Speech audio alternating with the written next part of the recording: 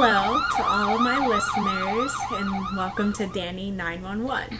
In today's segment, I will be educating those new first-time parents on how to discipline their child with using my 4 techniques for the timeout method. Now this method has been around since the 1950s, around the baby boom era, and is used as an alternative to spanking and has been taught throughout several parenting programs.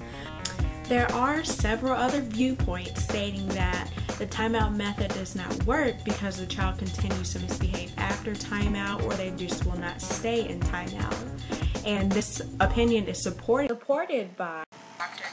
Gary E. Dudley, and he states on his website that these approaches generally involve the child's further non-compliance, getting up out of the chair, coming out of his room or her room, and more often resembles a game of cat and mouse than it does any kind of instructional procedure. Now, I totally agree with this gentleman and his opinion, but I do feel like the parents begin to lack in their use of this method whenever they have not used the methods of Danny 911. Step 1 in the timeout process should consist of finding one main spot that the child must sit in for timeout. So this place should not jump from being the living room or the kitchen or their bedroom. It should be in one spot that the child is very familiar with. And this spot also should not have any of their toys that they enjoy playing with, because this is not an enjoyable moment. And it also should be away from those that might encourage that negative behavior that we are trying to change.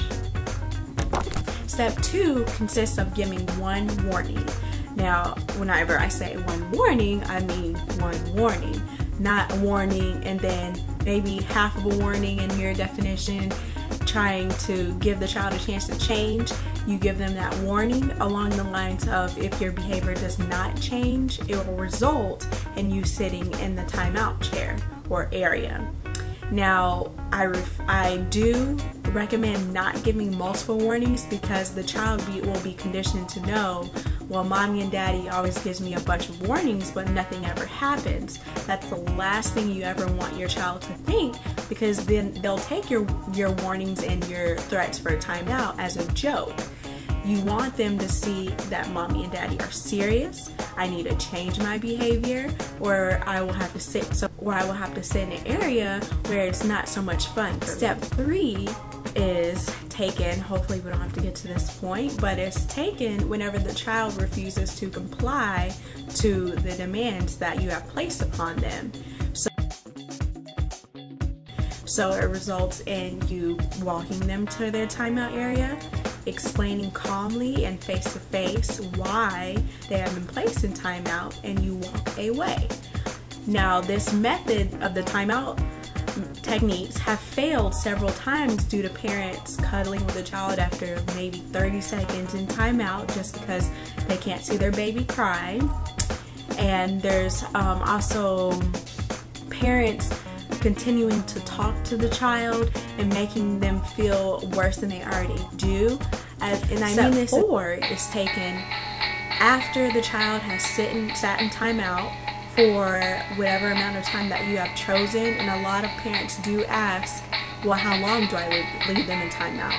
I do agree with the traditional theory that you should leave the child in timeout 1 minute per year in age, but sometimes that time is too short for the child. That time should be the least amount of time that they should stay in timeout. Say if they're 5-year-olds, they should stay in timeout for 5 minutes, but some children need maybe an extra 20 minutes in timeout for the point to get across to them, and that is okay. You may take them out of timeout once you see they are displaying a behavior that you approve of, and then once they are done with their time, you come to them, you once again state why they were in timeout, and then you tell them what you expect of them in the future. And then also, now I will address the so what question. Why is this even important to my child and how I parent them? That's some of the questions that parents ask. Well, it's important because if your child is not disciplined while in your home, how will they know the proper way to behave while outside of your home, whether it be in school or extracurricular classes? they really should know why they should behave in a certain manner, and you as a parent, that is your job to teach them how they should behave. So that, now I do suggest that you brace yourself for all the tantrums, the tears and the crying, because that's guaranteed to come. But in the end, you just have to realize this is for the betterment of my child, and if you feel like they are learning from their lesson and this is the best thing for them, then you can never go wrong with this timeout method.